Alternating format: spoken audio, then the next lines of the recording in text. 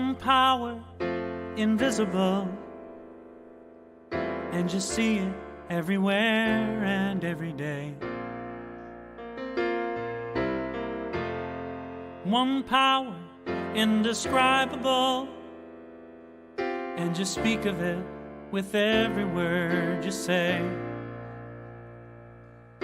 Mysterious until you know the truth. As simple as the love inside of you. Call it God, call it Spirit, call it Jesus, call it Lord, call it Buddha, Baha'u'llah, angels' wings or heaven's door. But whatever name you give it, it's all one power, can't you see? It's the power of the love in you and me. One power, one power. All right, I'm on there. Welcome and good morning. Such is the nature of life that all it asks and all it wants is the opportunity to appear. And guess what? You are that opportunity, and so am I, and so it is. Welcome everyone to CSL Midtown. We're coming to you live from Atlanta, Georgia. And we are so glad that you have joined us today. We welcome all people, no matter who you are or where you are in your life.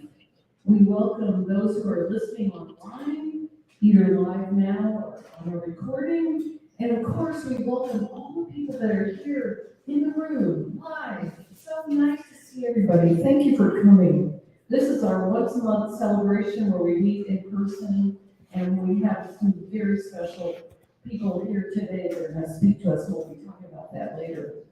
Our center, obviously, reflects the beautiful, diverse tapestry of life that is everywhere present. So we welcome you, whoever you are and whatever brought you here today. Know that you are an individual expression of the divine life in which we all live. And know that if you are here listening to this now, or you're here in this room, that you are in your perfect place right now, today.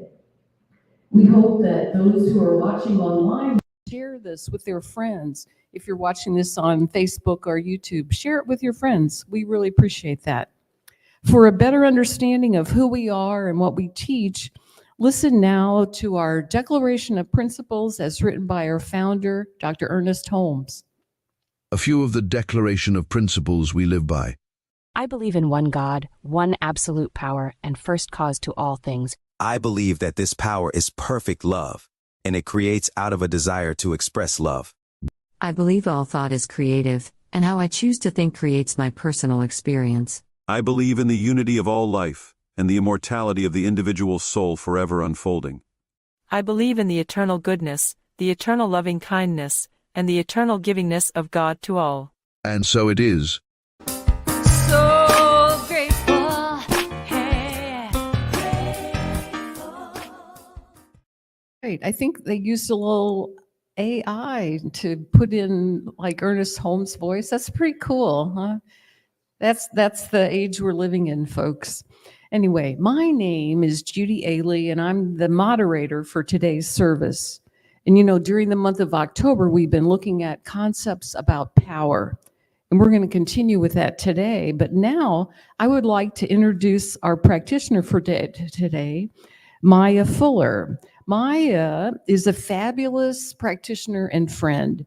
She is a board member, and she and I work together to lead our center's practitioner group. And we also work together to coordinate the fabulous speakers that we hear each week at our center. She also coordinates the adult study group that we have each morning at 10 a.m. before the service. So it's an understatement to say that she is an important part of our spiritual community. Mya Fyller, turn it over to you now. Oh, thank you, Judy. How sweet was that? How sweet was that? Greetings, CSL Midtown members and friends. Guess what? We are 23 days away from the 2024 US presidential election. And as normally happens during the election season, there's a lot of talk out there about the importance of voting. And it's easy to think about voting as just something you check off the to-do list as part of your civic duty. But today, I'm here to tell you that something radical, and that is that voting is not just a political act, it is a spiritual act. In fact, it's one of the most profound ways we can express our God-given power.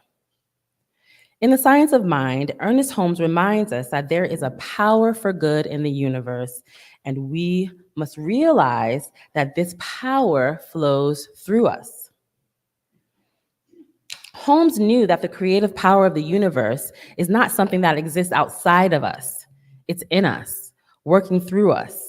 It's waiting for us to direct it. If we're honest with ourselves, a lot of the time we forget that. We think of power as something other people have, the politicians, the CEOs, the big decision makers. But no, that same power that animates the universe is alive in you and in me. The questions are, how are we using it? And what does that actually look like in practice? And how does this tie into the election? Well, we can make our mark in the upcoming election by doing what's in our power to do: voting, encouraging others to vote, speaking truth with compassion and grace. Imagine just for a moment what could happen if every single one of us made the decision to use our power for good. Imagine if we all voted not from a space of fear or frustration, but out of love, out of a deep conviction that we are here to co-create a world that works for everyone. When we vote from that space of spiritual authority, we don't just change policies, we shift the very energy of the nation. If you would like spiritual support in doing just that, or if you're feeling overwhelmed, uncertain, or fearful about what's happening in the world in our country right now, I invite you to connect with a spiritually supportive project called My Election Intention, which is a peace and goodness initiative sponsored by our neighboring center, the Spiritual Living Center of Atlanta. This initiative helps people channel their energy of peace, love, and divine power into the voting process and beyond. You can find more information on how to join on their website. And again, that's Spiritual Living Center of Atlanta, My Election Intention. So I encourage you, let's use our inherent power for good to spread the word, encourage others, and stand together as a force for positive change. Because here's the bottom line: voting is not separate from our spiritual practice, it is part of it. Just like prayer, meditation, and affirmations, voting is a way to express your divine nature in the world. It's a declaration that you're here, you matter, you're willing to stand up for what you believe in. So as we prepare for this election in 23 days, I encourage you to stand in the truth that you are an individualized expression of the divine. Remember that you are powerful beyond measure. Whether it's casting a vote, having a conversation with someone, or simply holding space in your heart, you have the ability to make a difference. So let me leave you with this. When you step into that voting booth, remember, you are not alone. You are bringing the full force of your spiritual authority with you. You are aligning your will with the divine will. And together, we can co-create a world where peace, goodness, and democracy truly prevail. So let's go out there and vote, not just with our hands, but with our hearts, our souls, and our full spiritual power. Thank you.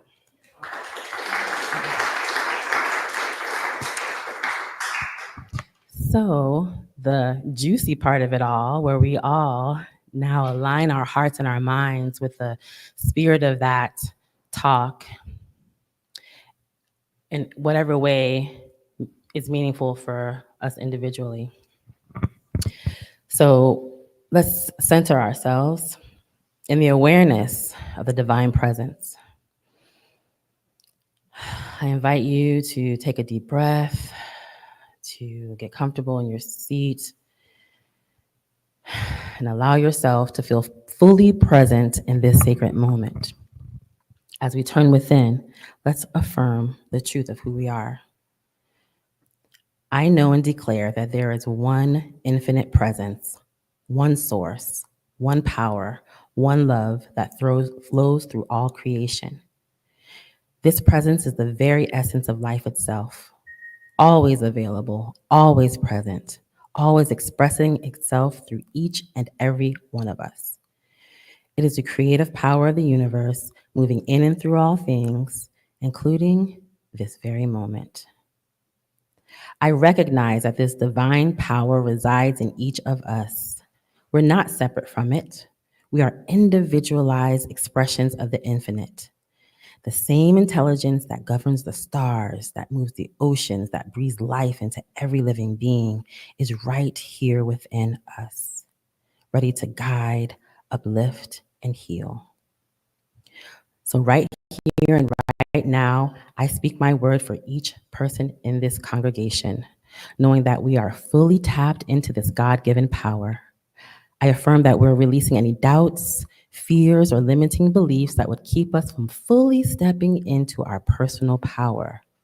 We let go of the small thinking, the idea that we're somehow less than, or that we don't have what it takes. And instead, we embrace the truth that we are powerful beyond measure. We are vessels of the divine, capable of great healing, great love, and great transformation. And I declare that we now use this power consciously. We use it to heal our own hearts, to restore our minds to peace, and to bring forth greater joy in our lives. We use this power to uplift others, to be a presence of compassion and love in this world. We know that this personal power is not just for us, it's for the greater good of all. Our actions, decisions, and our presence are guided by spirit, and we move through life with confidence and grace, knowing that we are fully supported by the universe. I give thanks for this truth, knowing that as we embrace it, our lives are transformed. So the deep gratitude for this knowing, I release the word into the law, trusting completely in its perfect unfolding. And so it is. Amen. Now, our music.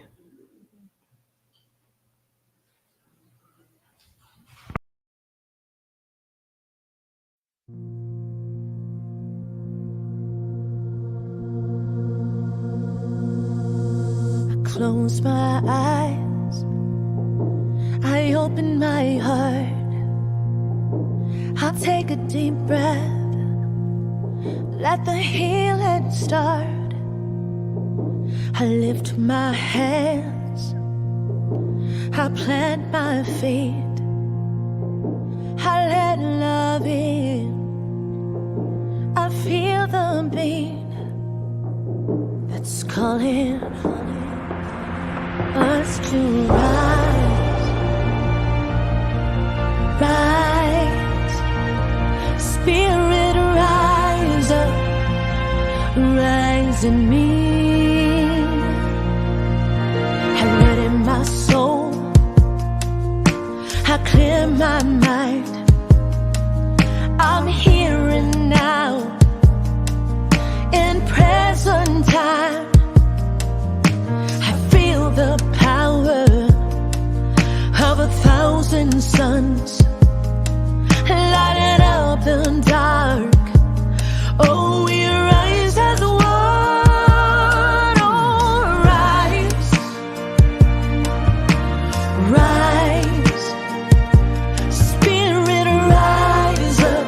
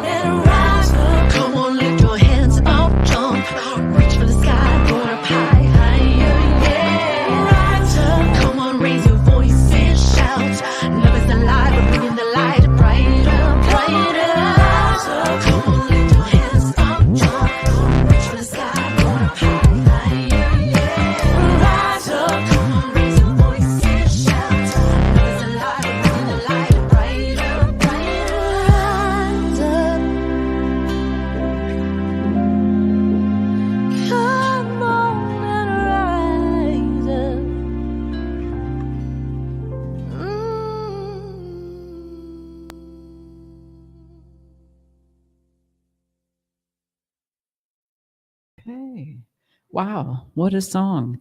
Thank you, Mya, for your wise words and a beautiful treatment. Well, this morning I am so pleased to introduce our speaker. We are pleased to welcome Reverend Dr. Raymont Anderson back to CSL Midtown. He has spoken for us numerous times, but today we are so pleased that the planets have aligned and that he's here in person. It all worked out. Here he is. Yeah. Hey. He has traveled to us from Delaware. He is many things. He's an educator, a visual artist, a performer, a sign language interpreter, an author, and so much more. He is an ordained Centers for Spiritual Living minister and serves as the founding minister and the spiritual director of the Center for Spiritually Integrated Arts, which is a center for spiritual living, teaching center. Please join me in welcoming back to our center, Dr. Raymont Anderson. All right, here we go.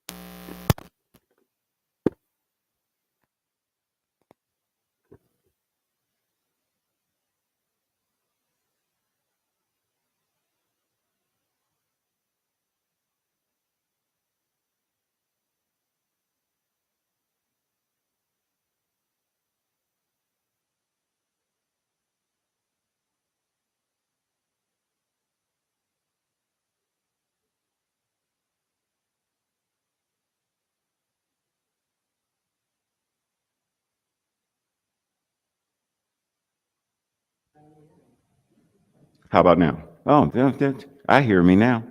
So, should I repeat it? No. So when we talk about this idea of personal power, how do you utilize it? Meister Eckhart said, between me and God, there is no between. So when we are referencing power, technically what we're talking about is God. So rather than power to the people, not even to them, because power as the people, they are demonstrating their magnificence, their divinity, their divine sovereignty. Power through the people showed in how people serve one another, how we become 21st century New Thought Good Samaritans. Because power isn't simply some word of jargon that we use, and oftentimes that's what we end up doing. And there's a point where, for the sake of conversation, linguistic convenience, it's shorthand. But if we're going to really utilize it and a world that works for all, then we have to be very clear on what we're talking about. Any Sister Act fans in the room? Oh, so we do Sister Act, but not the... Okay, I see how we roll. So Sister Act, several different characters. Do you recall, let's start with Sister Mary Robert. Remember who that is? the quiet, shy one. Sister Mary Patrick, the louder one.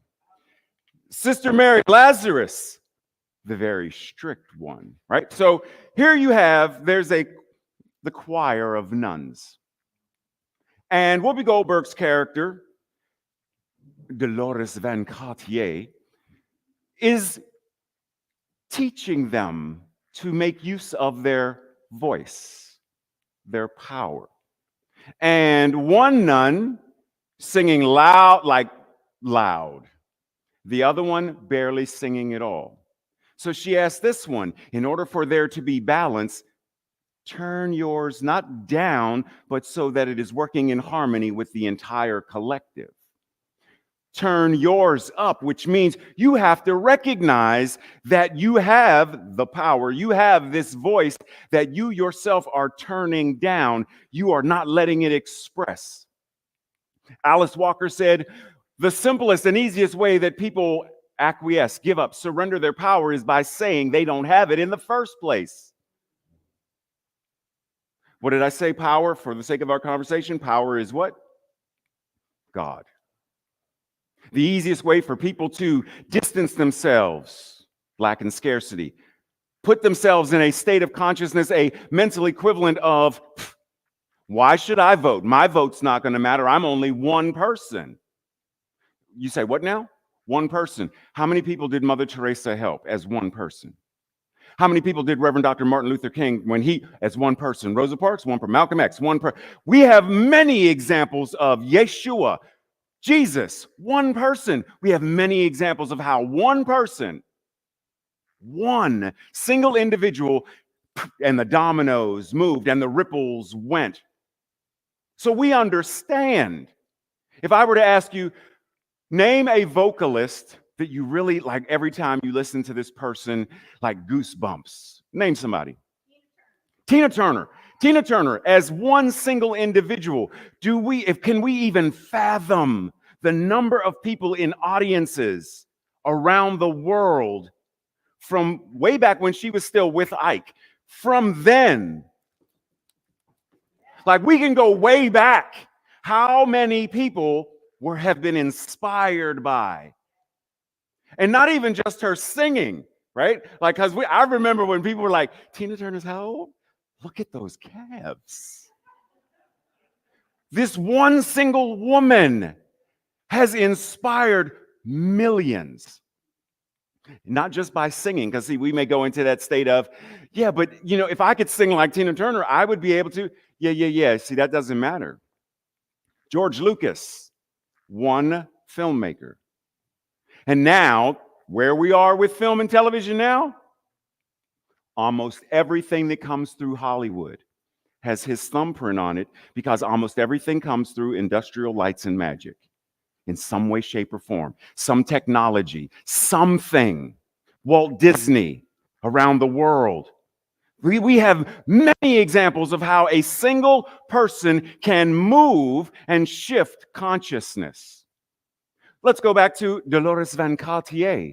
Here comes this nightclub singer, this lounge singer, because she witnesses her boyfriend Vince do something he shouldn't have done. Boom, she's got to go. She's got to hide. She's got to, be protected, witness protection. So what better way to witness protection someone who's a lounge singer than put her into a convent? And there's she has no business being here, and there's that whole thing. But she finds her space.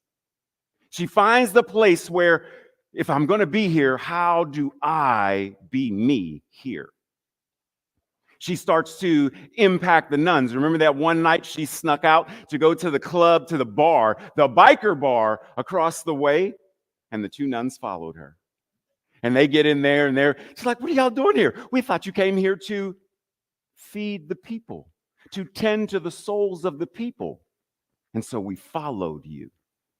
She wanted to get away and go get a drink and whatever, listen to the jukebox. But they were so inspired by her that they believed she was going to, which in fact is what she ended up doing. Just not the way that was the traditional idea of. See, when we step into our personal power, it is recognizing between me and God, there is no between.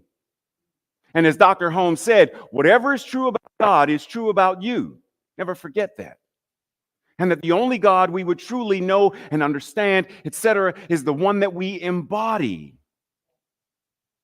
So anytime we talk about God as an anthropomorphic something, somewhere, somewhere I'll find God, somewhere. As long as we're going to do that with spirit, rather than, wait a minute, right here, slide number 2. That which the divine is right here, right where I am. So what does it mean for you to be responsible and accountable for the power you steward? How do you show up as the divine? Because see, it's not just about, well, when I show up, it's Ray. Yes, but Ray as an individualized expression of God. God is all there is. Between me and God, there is no between. So when I'm walking through Piedmont Park yesterday, God is walking through Piedmont Park yesterday, seeing God in all its various, diverse colors, shades, sizes, textures, and all. And when I recognize that, it changes how I interact. So then my hello is never simply a hello. My happy pride is never simply a happy pride, because the words and the energy that come through that, the word made flesh, and that word was God, and that word was with God, and that word, if that is the word, the energy moving through a simple hello, then doesn't that have the ability to transform and heal? If we know the story of Jesus minding his business, Jesus going shopping or something, Jesus going, and he's walking, and the woman's over there is like, wait a minute. Is that Jesus? You know, I've been having this pain in my back for quite some time. I need to go talk to him. My primary care physician told me to go see him. So, and she, you know, she's doing her thing to try to get through and get over there, and she can't quite get to him, but she gets close enough to touch the hem of his garment, and she was healed. And then he was like, whoa, I felt it move. Who touched me? Who touched me? Am I it? Is it time to go hide? Right? Like, but he felt it. But she touched him and it healed. The centurion is like, yo, so can you? No, I don't have to go back and do anything with your servant, because simply this conversation and your recognition of this heals. So what if our hello, our good morning, our whatever it is, when we're in the Trader Joe's line and we're checking out, and we don't just see the cashier, but we see who is incarnating as the cashier. We see what is incarnating as the cashier, and we speak to that. Namaste, that which is the divine in, through, and as me sees and recognizes itself in you, and it must bow before its own magnificence, because God knows what God is. What if that was the energy we were bringing to anything that we're doing, everything that we're doing? Next slide, please. I'm not even going to ask y'all if y'all know what, because y'all didn't already say. Sister Act, yes. Spider-Man, no. There's a scene in one of the Spider-Man films where Spider-Man, Tobey Maguire, is like, I'm done being Spider-Man. He takes off his garment and throws it away. Throwing it away, does that make him any less Spider-Man? No. It simply means he is no longer wearing that garment. There are so many ways that we live, move, and have our beingness where we think that by throwing, by abdicating, by whatever away, that we are no longer showing up as the divine. We can't not be it. No matter how dim we try to turn our light, this little light of mine, there is nothing small about the light of God.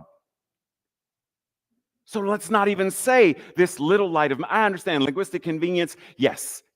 We sing the song. Yes, and that's fine. But what about if, as I'm singing the song, I am recognizing and saying, this great light of mine, I must let it shine. This great light of mine, I must let it shine. What if that is the awareness that we are anchored in as we are moving through life. What does that now change in how we, a world that works for all? So when we take power off as a jargon term, we can say things like, me standing in my power means I recognize and acknowledge my divinity. It means I recognize and acknowledge that that which love is, loves me, loves as me, loves through me, and therefore it must be expressed towards you. Even when there is animosity, I don't have to give venom for venom because I understand what I am. And if I really understand what I am, doesn't it call me to a different level of stewardship? If Maya and I get into an argument, for whatever reason, you ate that last slice of pizza that was mine. We get into an argument, and I'm saying, but I understand this teaching. I know what it means. I know that prayer isn't simply something I do, but prayer is what I am. What are we arguing about? Something about my human feelings felt slighted, insulted, something. Do I not want to then say, well, let me address what is going on in me so that the next time we stand face to face, the me that she sees, the me that is communicating is not the same me that she argued with, that argued with her last time. That's stewarding my power. And it's giving her the space to steward her power differently. Because if I show up differently, she may as well. And in that space, there is now the catalytic possibility of transformation, change, healing. And now we talk about peace on earth, goodwill towards all. It's not going to happen if it's not here and here and here. So when we say power, let's be clear. When we say abundance, let's be clear. Because you can have an abundance of bills that you don't want. You can have an abundance of aches and pains. My ankle bone's connected to my shin bone, and both of them hurt. Ow. Right? Like we can have an abundance of things we don't want. So when we acknowledge, declare, affirm, whatever it is, what shifts and changes when we say, right here and right now, what I'm acknowledging is that health and well-being, my wholeness, my perfection, and my completeness are the divine expression of what God is as me. And that abundance overflows to such a degree that I drink from my saucer because my cup runneth over. That degree of clarity changes. Because now when Dr. Bob says, Ray, what do you want prayer regarding? And I am very clear. He's like, oh, got it. Versus if I leave it vague and I'm looking for love. Well, you've been looking for love in all the wrong places. When you say you're looking for love, what do you mean? Because I can take you down and get you a new pet, and the dog will love you unconditionally, which is why dog spelled one way is God spelled the other. Love unconditionally. Is that what you want? Well, no. What I want is romance. Then why didn't you say that in the first place? Clarity. That is how we fine-tune our power. Because what did Faith sing? The power of 1,000 suns. But the moment we get that magnifying glass and it fine-tunes it into that laser, ooh, the amazing things that it can do. That welding, woof, that laser. Are we living, moving, and having our beingness with that level of fine-tuned precision? In general, no. And that's fine. Because there are days when, and the thing is, oftentimes we will say things like, we forget our divinity. We forget. No, we don't. We don't. Just like right now, if I were to ask you, in your kitchen, do you have a refrigerator? Yes. Is it right here with you? No. But once you go back to your house or your apartment, you have access to it. You know it's there. That which God is right where you are. And even when in the forefront of your mind right now, you are wanting to give that person who had just cut you off on 85, you want to give them that magic finger right here and right now, you are forgetting, you are not acknowledging, you are not standing in your divine power. You are standing in the power of the collective consciousness that says, this is how I treat people who do not use their turn signals. Ha! And there's the magic Harry Potter finger. right? In that moment, it's not where you are, but 3 miles down the road, you get a chance to breathe. You get a chance to anchor back in and like, oh, wow, I really shouldn't have. Breathe and come back to that space of I know. I allowed, for whatever reason, I allowed that to get to me, and I responded and reacted from a place of whatever, ego, fear, could be any number of things, and breathe and choose. Now, what do I want to do? Now, what do I want to feel? Now, embodying it to the degree that says, when next, because I know it's going to happen. Sooner or later, somebody going to drive in front of us and they ain't going to use narrow turn signal. They swerving across the line.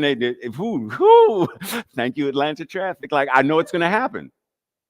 So if you know it's going to happen, are you already tapping into your divine power to such a degree that you're already prepared for in advance? It's like spiritual first aid. Are you already skilled in CPR?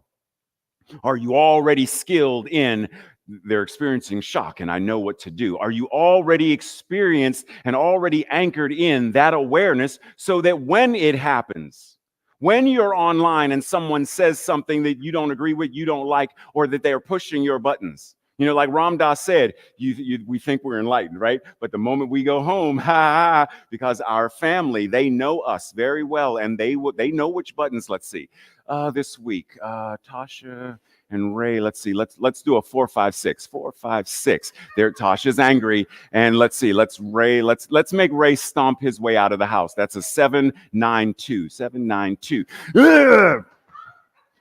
Our people, our families, our friends, they know us well enough to know how to trigger us. But if we are anchoring into our power to such a degree, we're like, they think they know what they're doing. We got rid of the keypad. We got an eye scan and biometrics stuff. They don't know nothing about that. So the next time we show up at the family reunion, they're like, where are the numbers? Upgrade, spiritual upgrade. I'm good. That's our invitation to move into that space. But it means we have to do the work. And not work as I've been working on. I'm talking about practice. I'm talking about the kind of work that Lynn did whenever Lynn started to become the master painter that she is now. That took work. Work meaning practice. Practice meaning training. Training meaning the thing that leads to mastery. Wax on, wax off. Are we willing to do the work? Willing to do the work with the hope and expectation that in many instances we may never need to use it. Right? Like CPR. No one says, I learned CPR. I can't wait till someone falls over dead so I can. No one, I pray that no one actually has that as their intention. The intention is, I'm learning this with the hope that I never have to use it. So are we willing to pause and breathe and check in and say, what does it mean for me to be aware of my divine power? What does it mean for me to not only be aware of it, but to make use of it? Because see, if Barbara and I go down the street and we go, the corner market, and we played the Powerball and we won $330-something million.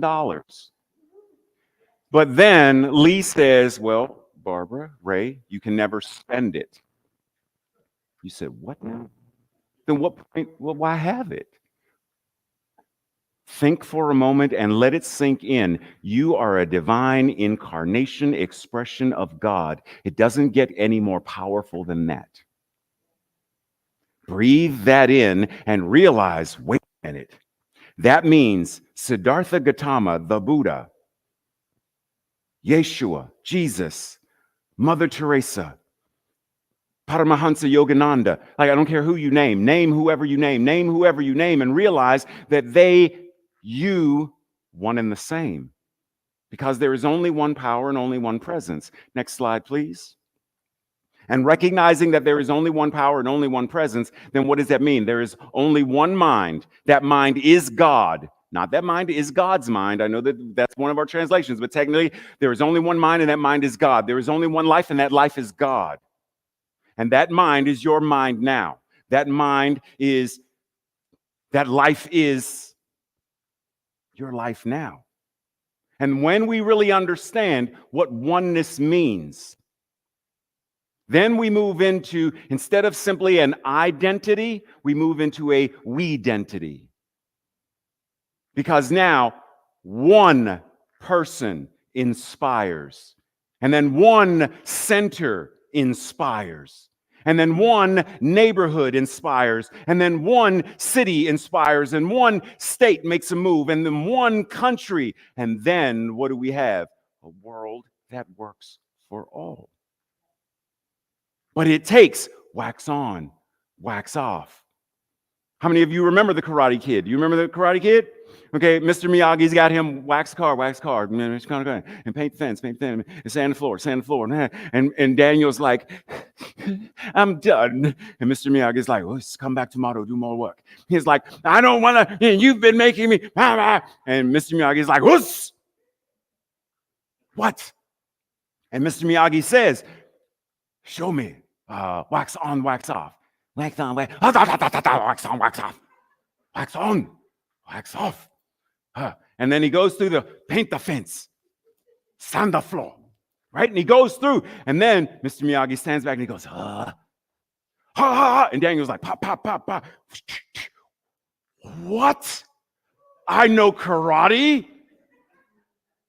It's the same thing when we practice and when we train ourselves, when we embody. There is only one mind, and that mind is your mind right now. There is only one life, and that life is your life right now. There is only one, and what it is showing up in, through, and as all that there is. And when I am willing to say, I acknowledge and recognize that truth, and I live by that principle, then everything I do becomes spiritual practice.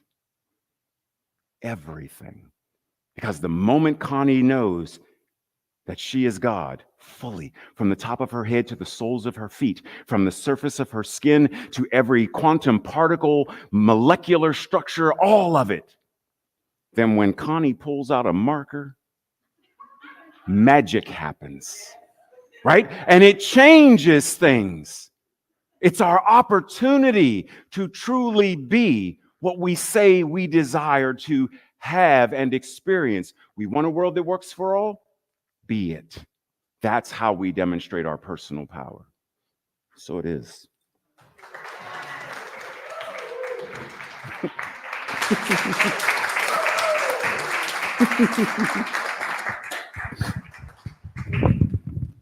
All right.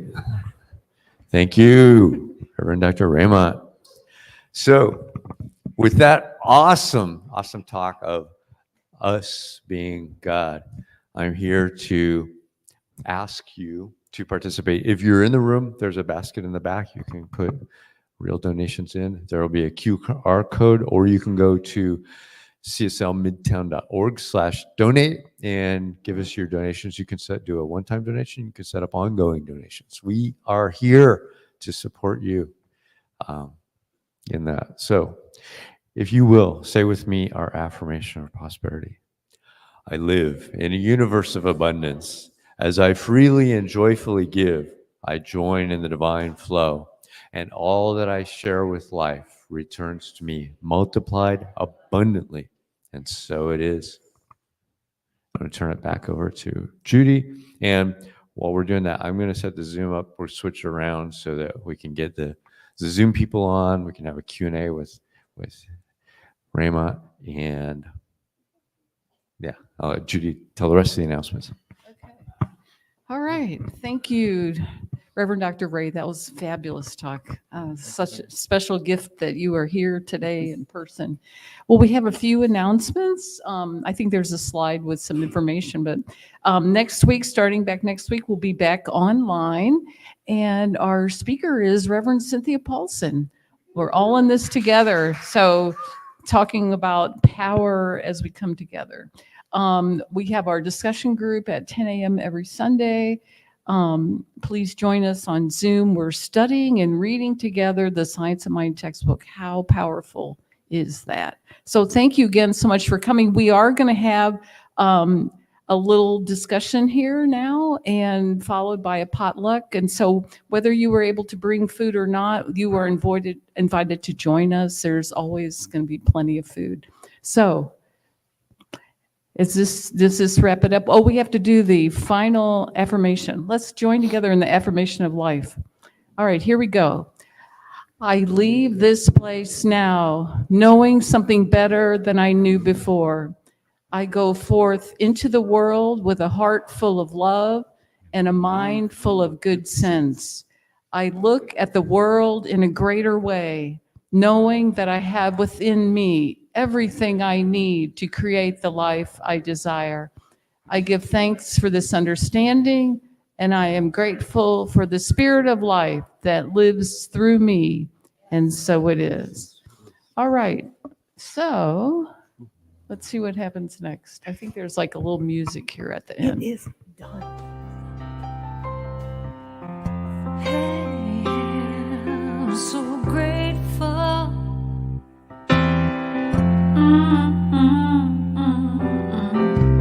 I'm so grateful.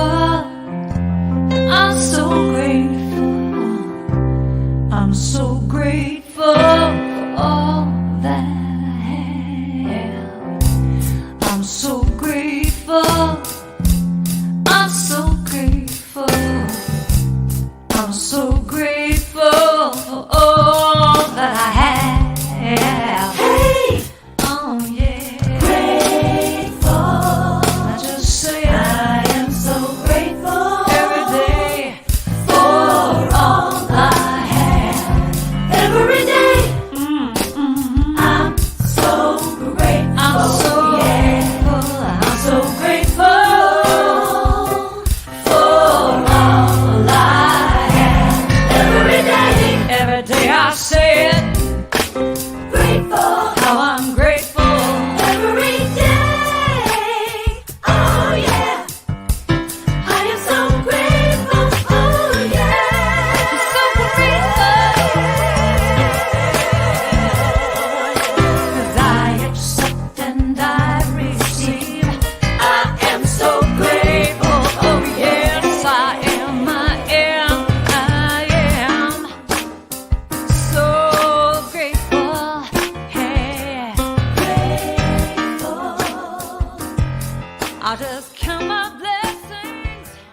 Grateful. I just count my blessings. There is a power for good in the universe greater than you are, and you can use it.